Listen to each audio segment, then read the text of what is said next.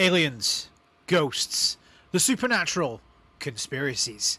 A cup of coffee? Welcome to Caffeinated Conspiracies. I'm your host, Glenn. And I'm your host, Omer. We look at the eye-opening, the crazy, the unexplained. Do we give you answers? No. But do we shed some light on the weird and wonderful? Also, no. But we do look at different theories, plausible solutions, and even come up with our own. We aren't experts, ufologists, or scientists, but we are open-minded individuals and have an interest in the unknown. So put us in your pocket, grab a coffee, and let's dive into this week's episode.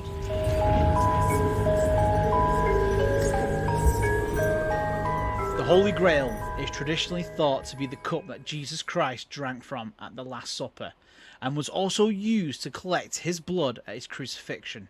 From ancient legends to contemporary movies, the Holy Grail has been an object of mystery and fascination for centuries.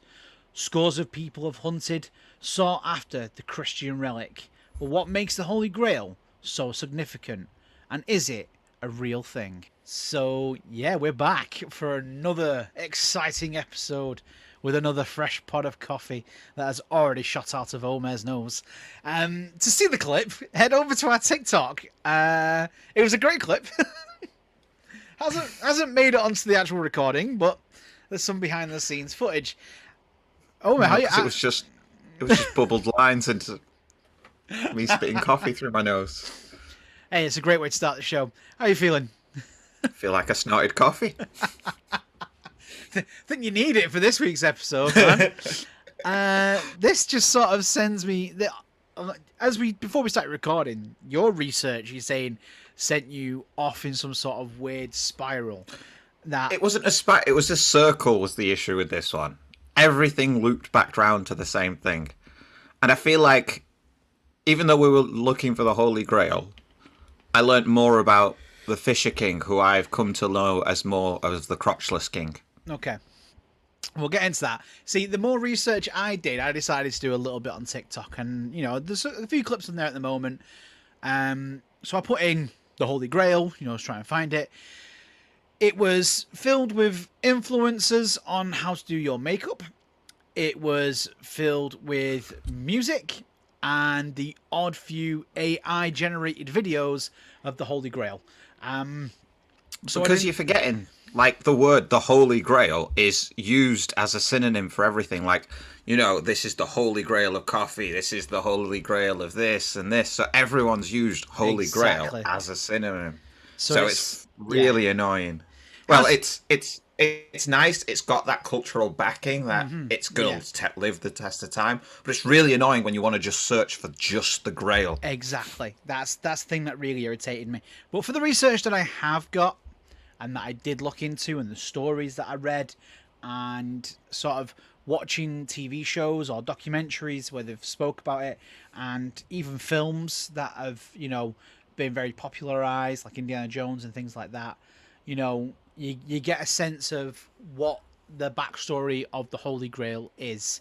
Now, let's get into the actual episode.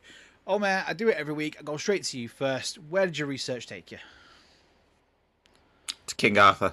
I learnt more about King Arthur on this than I learnt about the Holy Grail. This should have just been the King Arthur episode because exactly that's where mine took it to as well. Because it starts with Percival. Yeah. Then goes to Galahad, and then you just end up like, because all of that intertwines into each other about the round table, the knights, how Lancelot turned into sort of an adulterer. It just you go through the whole like Arthurian legends just to figure out what the hell happened to the Holy Grail. Yeah. And then every other mention of it is after that, where people are like, wait, Arthur must be real, the Grail must be real, let's go look for it. Yeah. That's the thing. My research sort of took me down the same route as well, a lot of Arthurian stories. But I mean, just going back to sort of the Holy Grail itself. So, I mean, a lot of texts say it's made of gold and onyx, but you also get some texts that say it was made of wood or it was actually a bowl. And there's no Or like a stone plate. there's no definitive answer as to what the Grail is. And I have to jump a bit further ahead a little bit as well, because then we go to the Da Vinci Code and how the Holy Grail isn't a cup at all, but is the bloodline of Jesus Christ, which has come out as a very big popular theory. Now, going... Him and Mary Magdalene. Yeah, and we'll go further into that as we do go through the episode. So, again, as I said on previous episodes, some of it may be sort of a bit flip-floppy, but that's because if I don't get it out now, I might not get it out at all, and I just want to make sure that that's put in there.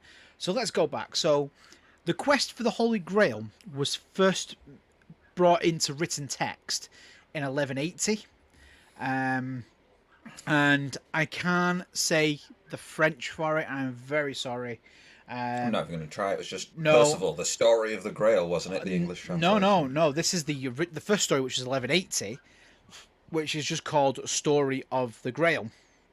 And That was it. The story it was of an the Grail. unfinished romance, an old French unfinished romance, which was the Conte del Grail. Yeah. If I've probably butchered that because I don't speak French. Somehow I got a B at secondary school for French. I knew.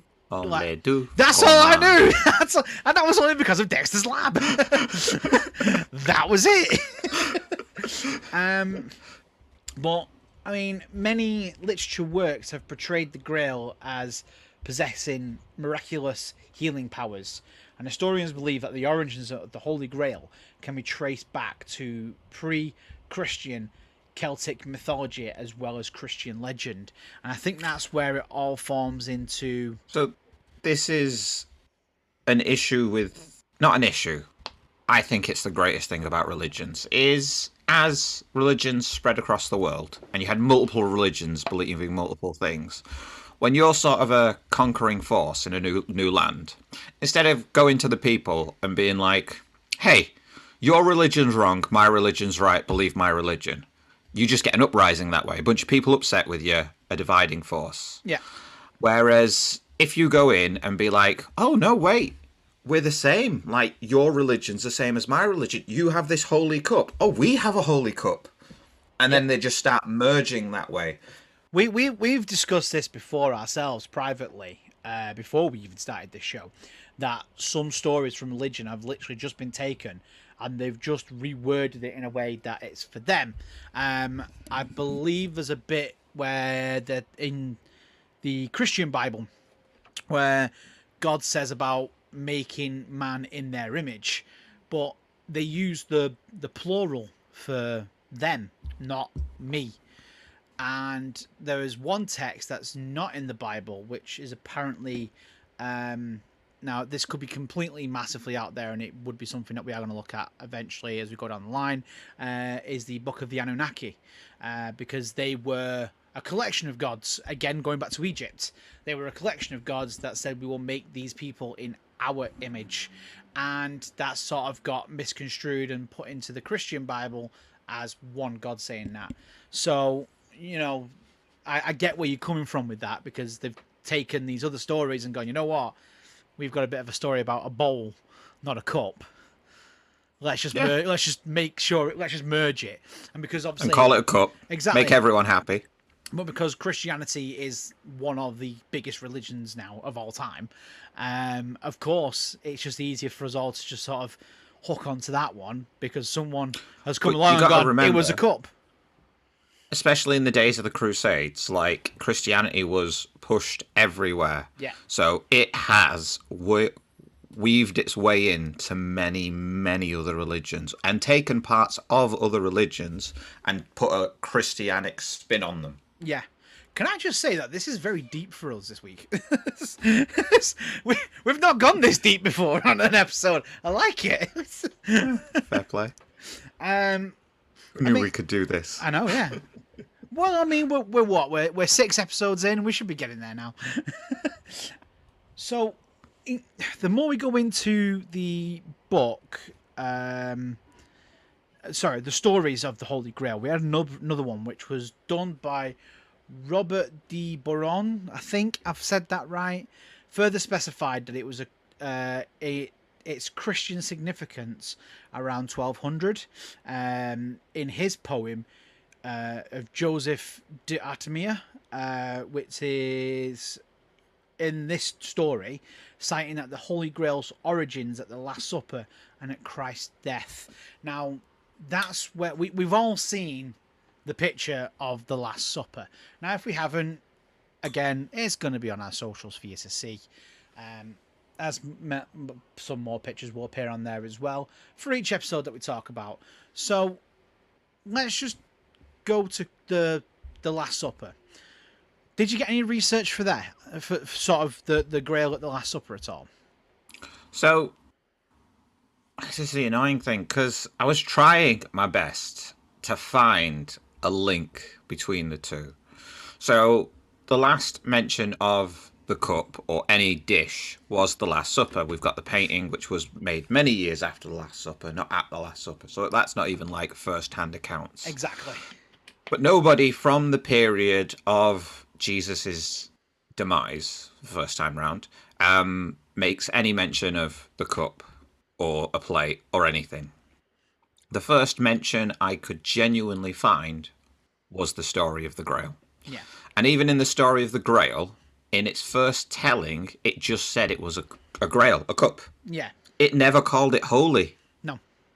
It wasn't until the Vulgate cycle, which I think was like 40 years after it, where they expanded on the Arthurian legend and then called it holy.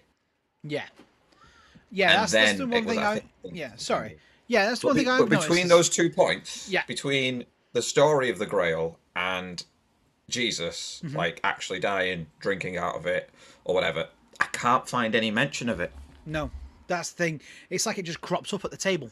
I mean, it's there at the table. We know it's there. Like, you see, like, even in the painting, like, there's, like, lots of dishes at that table. And it's still a weird way to sit at a table, everyone on one side. Yeah, I completely agree.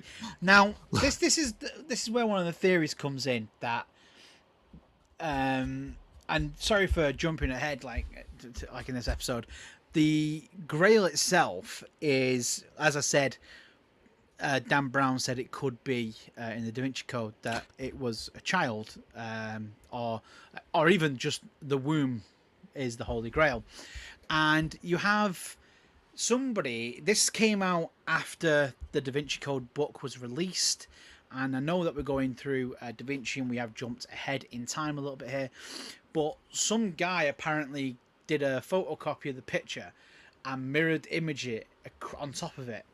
And where Jesus is sat, apparently there's a baby in front of him, and you've got the Knight Templar behind him as well. And I'm thinking, hang on a minute, what?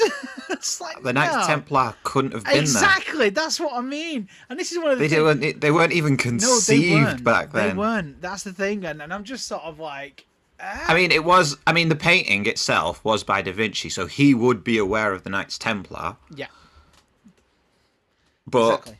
like, at the point of when that painting was meant to depict, there were no Knights Templar. No, exactly. And that's the thing that baffled me, and I'm sort of looking at this, and I was like, as much as a great theory as it possibly is, the timescale doesn't fit. It's all out of sync, and you're just showing me another image on top that's mirror imaged, and it just looks a bit like those old pictures that you used to get when you put the 3D glasses on.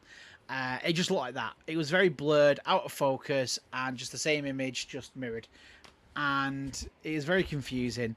And I mean, it's one of those things that it could have been real, it could be, but it just doesn't look it, unfortunately. But it was a nice little theory that somebody's had, and I suppose it sold millions of books and made a movie.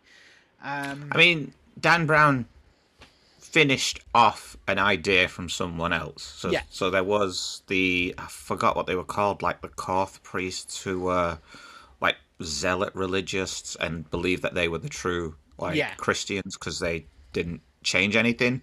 Yeah. They were the ones who first said they had. I think it was.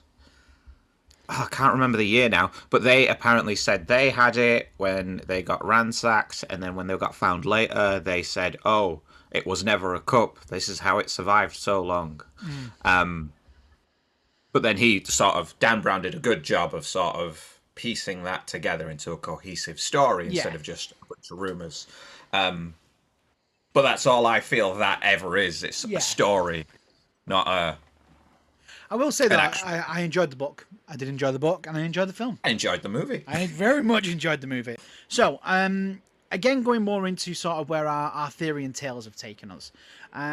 So, the Arthurian stories I've got here, that it claimed that, again, I'm probably going to get this massively wrong, and I do apologise, that Joseph of Arimathea brought the Grail to Glastonbury here in England. And... festival. That's where the Glastonbury Festival came from, folks. That's well, where one of the powers was it one of the powers of it to like give an unlimited amount of food. There you go. You know, that's how the festival. Like the Holy Grail's there, food's in abundance. Let's have a festival. Well, that's the thing. Apparently, he buried it, and where he buried it, the water runs red because it travels through the Christ's blood. Because obviously, he was meant to have collected the blood of Christ. The crucifixion.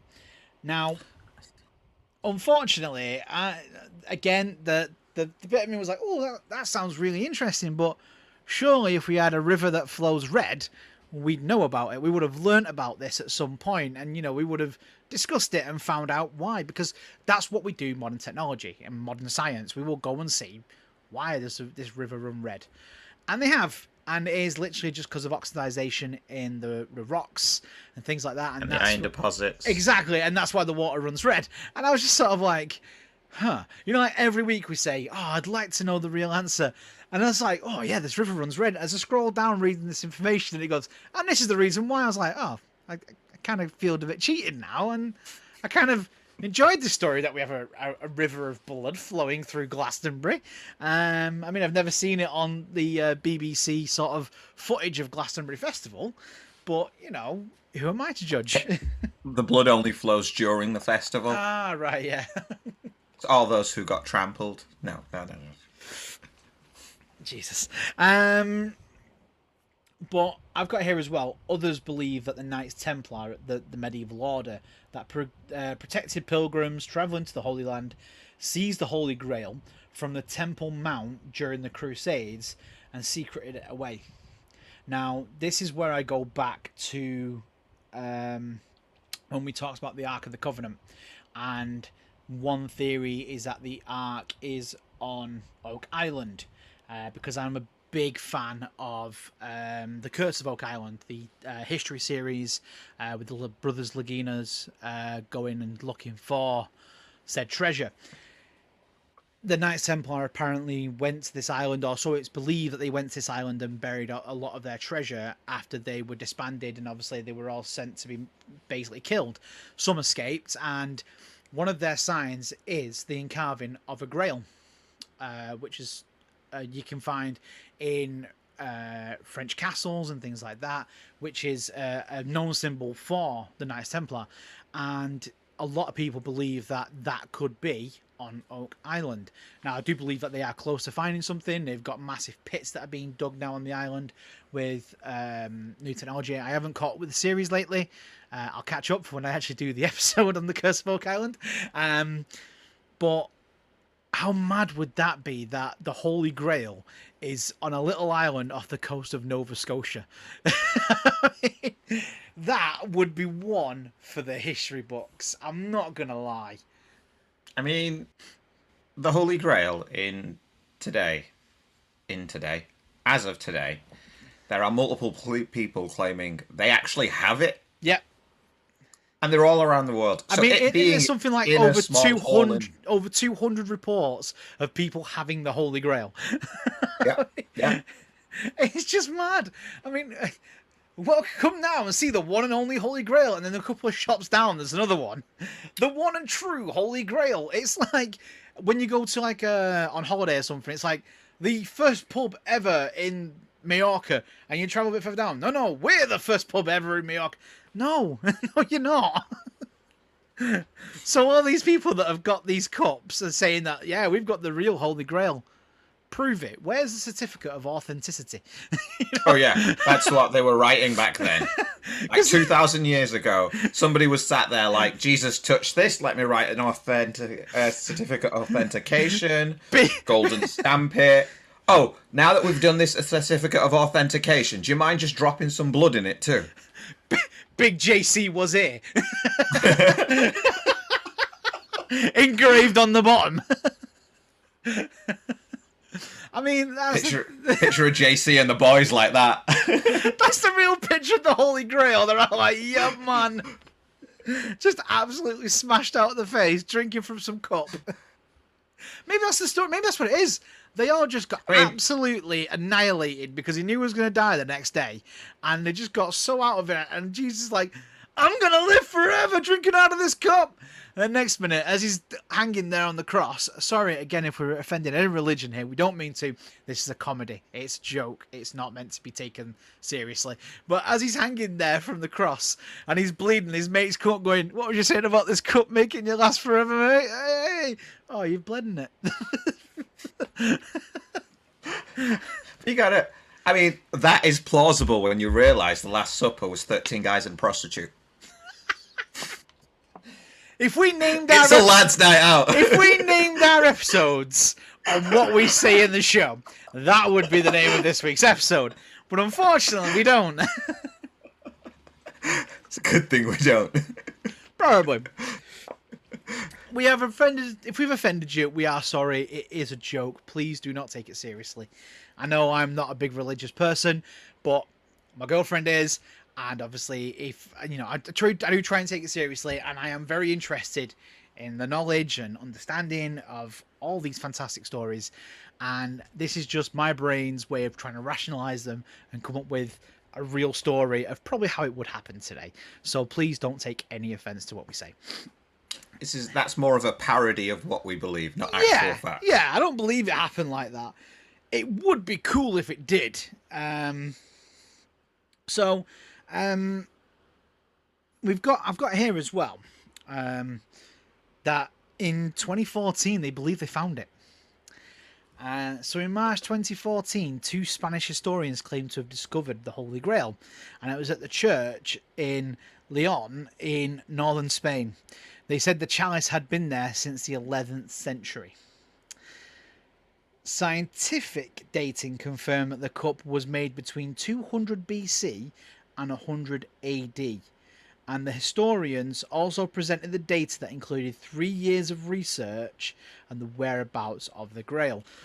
Now, so Jesus, a carpenter who didn't have money to his name, he just literally had followers. Yeah. Somehow went to his Last Supper and somebody just handed him an already 2,000-year-old cup. Maybe it was already on the table. I mean, it was just there for 2,000 years. He came along, drank for it. That's how it survived another 2,000 years. Mate, I've got a fork in the drawer that's from the 70s. So, I mean, it is possible. There's a difference, though. A fork, stainless steel, I assume, will probably last quite a long time. But this the is meant cups to that we be generally use were what, clay pots? And yeah. But that's what they were drinking from? Clay is not going to last. As I said at the start, people do believe it was made of gold and onyx. So, I mean, that might stand some test of time. I mean, I can believe that when you realise what he got gifted as a child. Yeah. Gold, frankincense, and myrrh. The little robot from Invader Zim. Exactly. But, I mean, this is the mad thing, right? So, we don't have, again, a definitive answer about this cup. Was it a cup? Was it a bowl? Was it Mary Magdalene? You know, that's the thing. I think at this point we need to take a quick break and just sort of recompose and come back with something. So we are going to take a very quick break. The Holy Grail. I get one. You get one. Everybody gets one. There is, like, in modern day, like we mentioned before the break, like it's nearly everybody has one. Before that point, though, the only place like this first mentioned was along with the Spear of Destiny, or Yes. what was it called? It has like two other names that I can't remember. In the story of the Grail, because it was there where Percival come across it. But the Spear of Destiny is what makes me think the cup could exist, because the Spear of Destiny was denoted between sort of the death of Jesus and the Fisher King story. It's like between them 2 points, it's mentioned. So like a cup that's also there too is feasible, because it's like when you put two truths next to each other, they just sound more plausible. Yeah. Like if one's got questions to it, but then you put it next to the truth, it's like, so it could just be a lie with a hint of truth in it. Yeah. But it's what makes me believe that maybe a Grail does exist. Just there's too much noise to say where it is. It's the fact that they say that it was meant to give ever regaining life. Basically, it was meant to heal all wounds. But doesn't the Holy Grail and the Fountain of Youth sound very similar? Yeah, but the Holy Grail, I like it in its theoretical form, where, like I say, everything kept taking me back to Arthurian legends, and like in the Vulgate cycle, when Galahad gets hold of it, he does everything. He's like basically a god at that point. So he grabs it, he can heal people, he can give people youth back, he can feed the 5,000. And what does he do at the end of the story? Fucks off to heaven with it. So I'm like, if he fucked off to heaven with it, is there still one here? That's a good point. I mean, again, as we said before the break, there's no definitive answer, and there never is with these episodes, that we don't have definitive answers. And I suppose it's the thing that keeps us guessing and makes us wonder. Now, you said you've got some stories in there in regards to the Fisher King. I didn't get too far into that. I sort of skimmed over that. The Crotchless King. Yeah, what have you got there? No, because the story of the Crotchless King is literally like Percival's on. I can't remember what he's doing, but he's on a quest. Yeah. He goes to the Fisher King's kingdom, where he finds out that the Fisher King has like been severely injured. His literal crotch and parts of his legs are missing, and he's called the Fisher King because he's basically infertile, can't do anything, and he sits and fishes all day. I mean, it's the most uncreative name. Call him the Crotchless King, and it makes more sense. You know what's wrong with him. But yeah, Percival goes to his castle, which was known as the Grail Castle at the time. Yeah. And while he's there, everyone walks past, first with a bloodied cup, bloodied spear, like rotting, I think it's fruits or something. And as things go past him, Percival says nothing. He just lets them pass. He's a guest in somebody else's house. He doesn't want to question how a king rules his kingdom. Yeah. So he lets them pass. And apparently that was a test for Percival that he failed. If he'd only had asked about them, he could have helped the Fisher King and his kingdom. Yeah. But yeah, it's just like... So that's the first mention, but in that story, it's only mentioned as Grail, not the Holy Grail. It's after that it gains the connotation of holy, and then gets linked to the cup from the First Supper, the Last Supper, First Supper. May have been the First Supper for some people, but it's definitely the last for Big JC. If there was a baby there, it was definitely his First Supper. That's the thing as well. The more I looked into videos and other stories, is that some of the popes believe that they have the Holy Grail. Funnily enough, most of the popes die, so it doesn't give you the everlasting life that you believe. So with that, I wanted to try and find more research into that and find more stories, but I couldn't find anything. It's like the information, again, we said it the other week when we were looking at the pyramids and things like that, and even when we've looked at Roswell, we were saying that internet research will only get us so far, and books, and now the research from books is very dated, and a lot of it doesn't even mention that they may have found something in 2014, and that they've carbon dated this cup. But I think again, I hit that wall and I couldn't find much more that I wanted to talk about, which has really irritated me because the Holy Grail is a really interesting story, especially when you look at the way it is in Indiana Jones, that they find this cup and it brings his dad back from being shot, and I don't know, I kind of, I think Hollywood and even video games and stuff like that have just sort of made the story of the Holy Grail far more interesting than it possibly truly is. And that's what I love about it. That was this was my theory, right? Is Holy Grail must have existed, right? But it is gone. Like, that cup that he would have used, I don't believe it was made from like a long-lasting material, and I don't believe it wouldn't have been imbued with anything unless Jesus or God would want it to. And if it was imbued with something, they would have mentioned it. They wouldn't have just let it be a passing mention in the Bible. Yeah. So if it was like had any powers, so they would have mentioned it. It probably did exist. It probably did have his blood in it, but got destroyed somewhere down the line. It's gone for good. That's my theory on it. But the stories, from what I can tell, make it the world's oldest that I can find MacGuffin. It's that thing that fixes everything in the plot. Yeah. Oh, like your hero's on the edge of death. Zero, like one more hit and he's dead. Oh, he's bleeding out. If the hero dies, the story's over. Here's my MacGuffin. With the power of friendship, we can see it through. Yeah, that's it. And it, to me, from what I can find on it, it's the first succinct idea of a MacGuffin, because that's literally what Galahad uses it for. Like any problems that he saw up to that point, fixed with it, left. And that's what it was like. And that's what you like about your superhero stories, your Hollywood movies. It's there's that one thing that's going to fix everything. Yeah.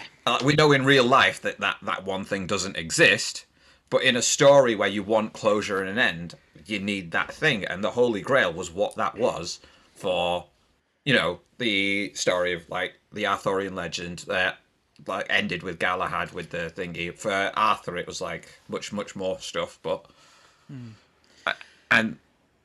I think it's brilliant. I think it's the best storytelling ever. I do think it's a genius thing that they've put in to stories to sort of rationalize how things have happened. That there's this magic cup that Jesus drank from, it became blessed, and the caught his blood with it, and that's why we drink from a goblet when we do communion and things like that. And you've got the body of Christ, which is bread, and you've got the wine, which is blood, because he drank from the Holy Grail, this cup, this chalice. But is that just something to sell a religion, to sell a story? Is it just, like you say, a way to sort of make the plot, fill in those plot holes? Is that what it has been all along? And I suppose, though, if you look at it like that, then yeah, it's quite possible that it is. I mean, going into our own theories here, or some of the theories that are out there. So we've got the ones that say it's a cup, say it's a plate, say it's a bowl. It's a woman. Yeah. It's a family line. Yeah, the bloodline of Jesus Christ. I mean, let's face it, Jesus Christ was a real guy. There was a guy knocking about called Jesus Christ. We know that. That bit is proven. His life, existence, and death is historical fact. Yeah, it did happen. The things they say he did are the ones that are in question, whether he was like the son of God in question. Yeah. I'm not going to get into that argument with anyone just because I don't want to tell you you're wrong. Nope. I'm not the saint, but we do know that Jesus of Nazareth and sort of his death on the crucifix was all historical fact. The things surrounding it, we don't know. Yeah. No one documented it.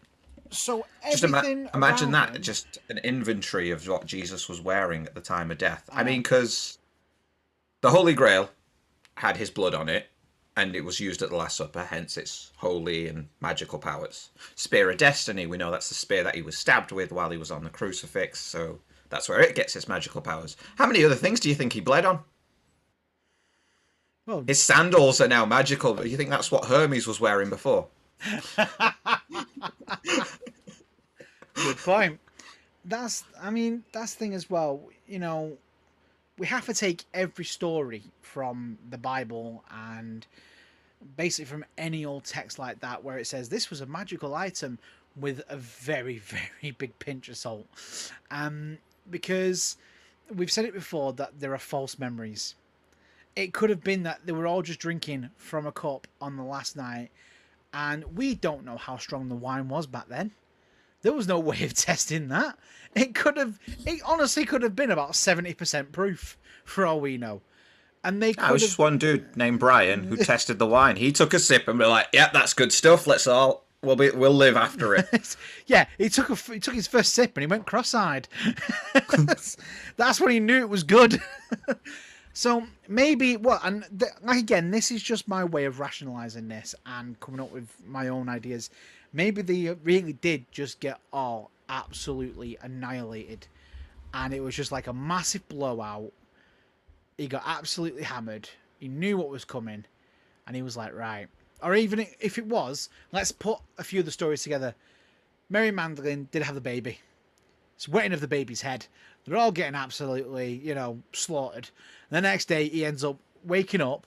Where am I? Well, you're saying the supper was the christening of his child. Yeah. But okay. Then he got that drunk that he's woken up on the cross, and he's like, hey up. And then next minute, they're making him walk through the streets of it. He has no idea what's going on. He's like, Jesus, what's happening here? Obviously, he's not saying Jesus because that's his name. Oh, maybe it was. Jesus, where am I? What did you do last night? It's like when you talk to yourself in the third person, like, oh, what have you done wrong? We've all woken up with a traffic cone, right? Somehow JC woke up with a cross, okay? And I mean, again, this is just speculation. There's no way of finally finding out. And I suppose that's the big thing about it. And it's one of those mysteries that we will never learn. We'll never understand the true meaning behind it. I mean, your theories. Have you got any in regards to this?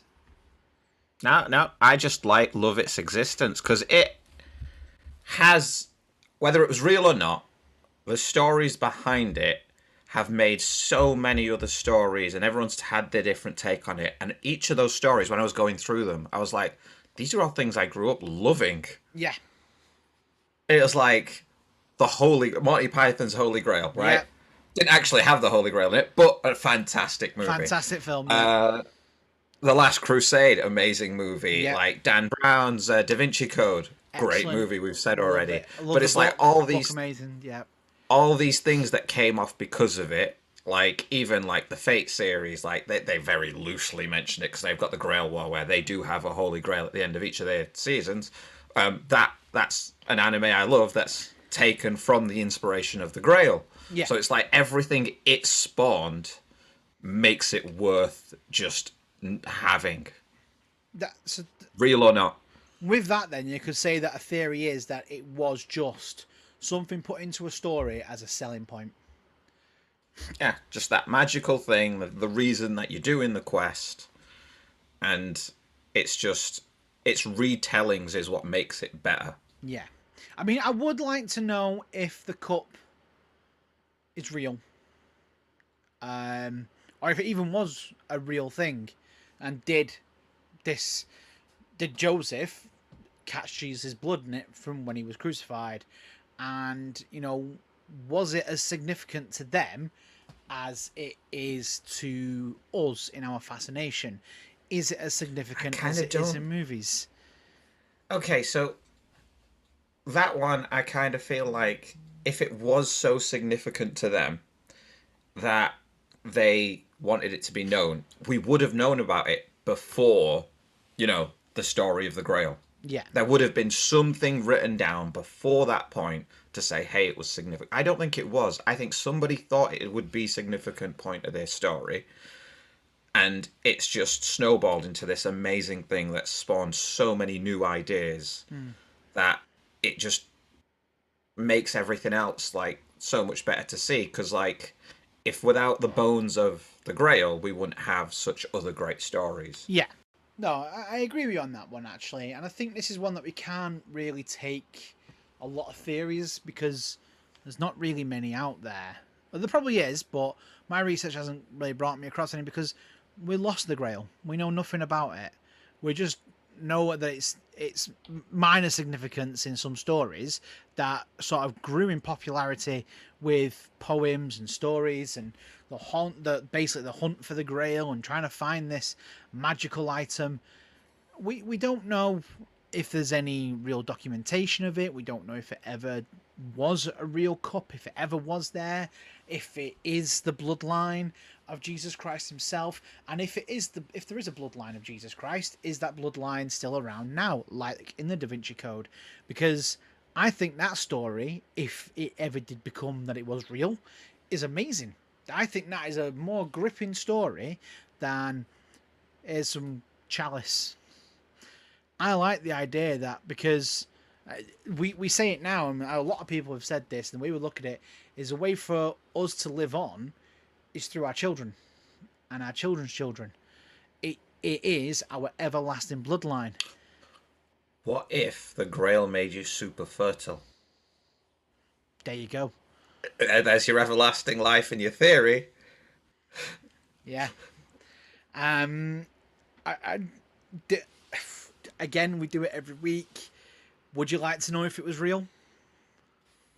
My real question, and because I want to have something to read in the comments instead of just why you hate me, because that's definitely coming up.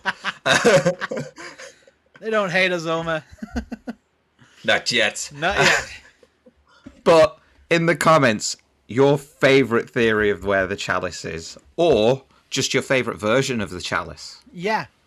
There's so many different stories as to what it is or where it is. Is it at Glastonbury? Have any of you tripped over it while you've been there?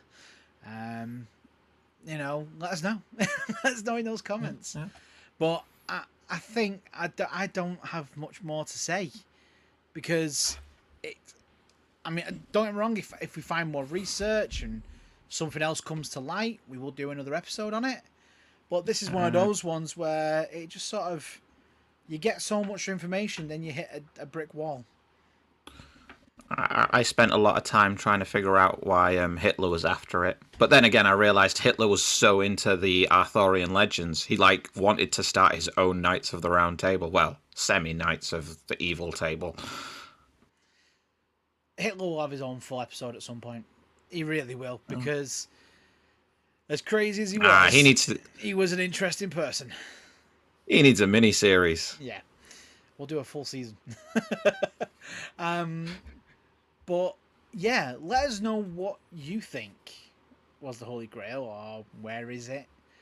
Did it exist? Let us know. And if you have found any more research that goes above and beyond what we've had, let us know, because I would like to have a look. Because like I said, I really did hit a brick wall.